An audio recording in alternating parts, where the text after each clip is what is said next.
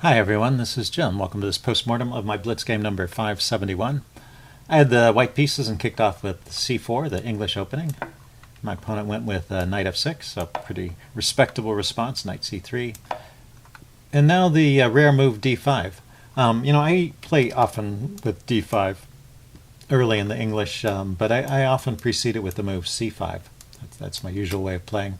But it looks like d5 right here is a decent way to play if you just want to quickly open up the position. One point is that the move c5, which I always wondered about in this position, is met by d4, kicking the knight, and white has a good position. So c5 is really not a move at all.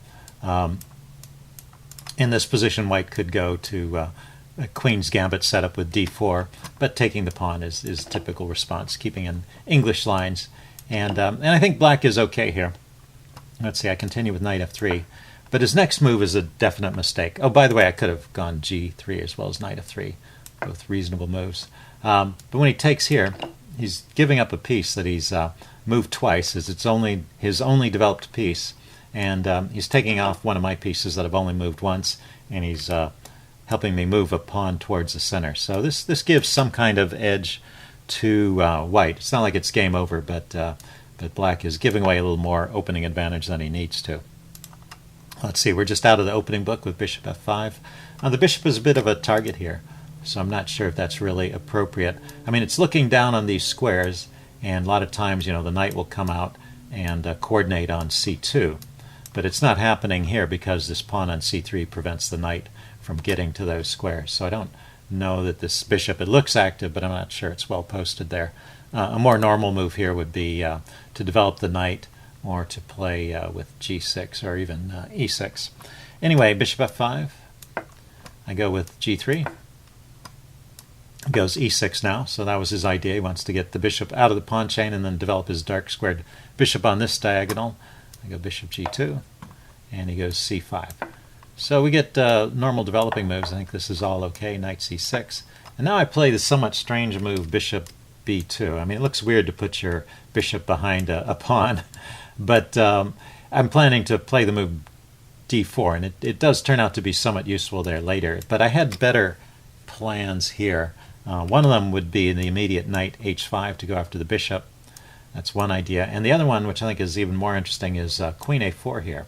He hasn't castled yet, and he won't castle for a move or two. I can immediately pin this knight and threaten to bring my knight into e5 and take advantage of the pin with a quick attack on that knight. So that would be the most enterprising way to play and probably best play. So this move bishop b2 a little bit too slow.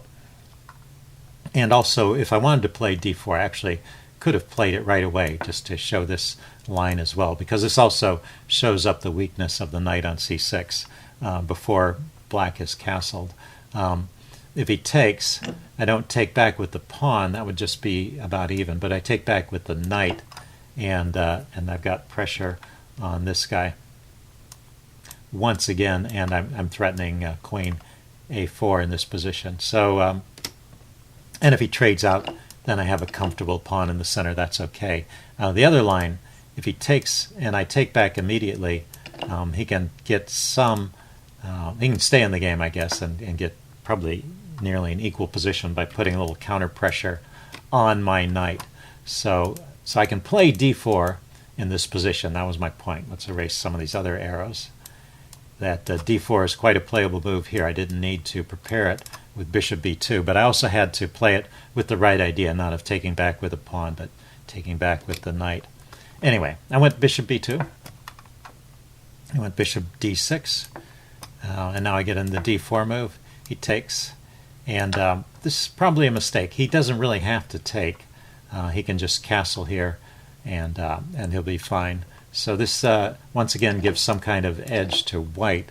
He castles now, and I play knight h4. Because he hasn't done, he's taken care of this knight on c6 problem. There's no longer a pin with the queen to a4, but he's left this bishop out here. It's probably a little better to try and hang on to the bishop with bishop to g4, and if I chase it around with pawns, at least he can maybe create an awkward pawn structure in exchange for giving up the bishop pair. But he just drops back here, I take it off, and now I have a pretty comfortable edge once again. Let's see, I go rook c1, coordinating on the c6 knight with the bishop. He defends. And I push on with d5. I think this is an okay move. You want to open up the position for your bishops, and I've got all my pieces developed, so it seems like a nice thematic push here, and it works out okay here. In fact, the next move of my opponent is a blunder. I can go ahead and put it on the board since I don't have the chess engine running. So you might want to figure out why queen d7 was a mistake here, and what white can do about it. Here's your tactics quiz for this video. Okay, pause the video if you want time to think about it. I'm going to give the answer away. The problem is that the queen on d7 is not defended, so this bishop on d6 is pinned, and I can exploit that with rook to d1. And now, how does he defend it? If he plays this move, I think that is actually the best move, or defending with one of the rooks. You can increase the pressure with the bishop here, and he's going to lose some material. The best continuation is to actually take the bishop, trade queens, and then I get a rook for a bishop. So I've won the exchange, and I have an active rook on the 7th rank, and so I'm in good shape for the endgame. This is winning for white. One kind of subtle point here is it's important to use the C rook and not the F rook. Rook F to D1, looked like a natural move to me anyway, because you're taking this unused rook and bringing it into the fight. So following good general principles, but there's a specific tactical details. He defends the bishop, and now you need to play bishop a3 to increase the pressure. And then the bishop, if you play that, that's actually a bad move because the bishop takes and is hitting here. And now the queen is under attack. You have to cash out. And at the end of all this, black grabs a piece, grabs the rook and ends a piece up. So he's got a rook, bishop, and knight, and I just have a rook and bishop. I'll get some pawns in exchange in an active position, so it's not entirely over, but black is definitely better here. So rook c to d1 is the right way to exploit this pin. Okay, anyway, I played e4. I completely ignored all those ideas in the game. He goes rook c to d8, so he's defending the bishop now, so those ideas don't exist anymore. I drop the queen back, getting away from that potential discovered attack. He goes bishop to e5, forcing a trade here. Bishop takes, knight takes. And, I mean, this is okay for me. It's not like I gave up my advantage. It's just that I missed my opportunity to really win the game, and so now I just have this kind of slight edge. But the same kind of edge that I've had pretty much since the opening. Let's see, I bring my other rook into the game and hit his queen. Plays queen g4. And now I have the idea of just trading rooks and grabbing a pawn. But this actually is the moment in which I give the advantage back. So rook takes d8. After that, it's just a draw if both sides play well. So what should I do here? There's a couple ideas. One is to play f4, chase this knight away. That's an idea. And another one I thought was kind of interesting is rook to d5. Place this rook up here, and you're threatening to double rooks, and so he's probably going to exchange. I think that's the best move here. And then you have this passed pawn. I mean, it's still it's isolated, but it's passed. There's no pawns stopping it on either side or in front. So that's a real threat in this game, and this is a good position for white. So that would be the way to play it for maximum advantage. I exchanged rooks thinking this simply wins a pawn, which it does. I can grab this pawn, but after this it's just a draw. Actually, even starting from the exchange, it's just a draw.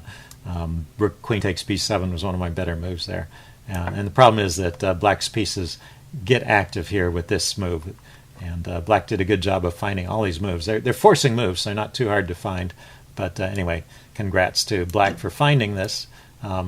Check, and I have to block with the bishop, and then the knight comes in with check, and this kind of position, he just has enough activity to hold.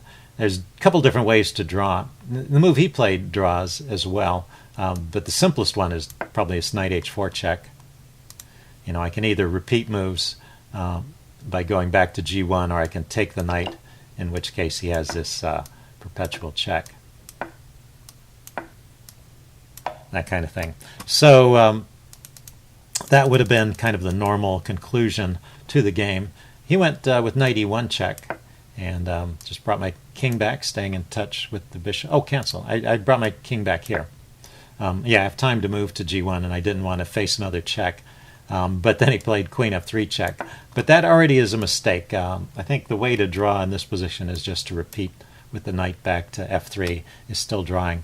After queen f3 and king g1, he's not mating me, and he doesn't have a great continuation here, and I'm still a pawn up. So I still have some winning chances here, just a slight edge for white. So it's probably pretty tricky to play this position with the queen and the knight swarming around my king. But I do have that extra pawn still, so I'm potentially have an advantage here, is what I said. And maybe could win, but probably a difficult game to win.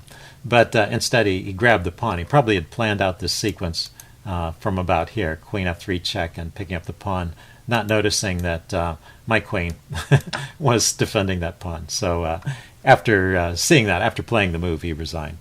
So interesting game with a sudden end. Hope you guys enjoyed this video. Leave any comments you have in the section below, and I will see you again soon. Bye.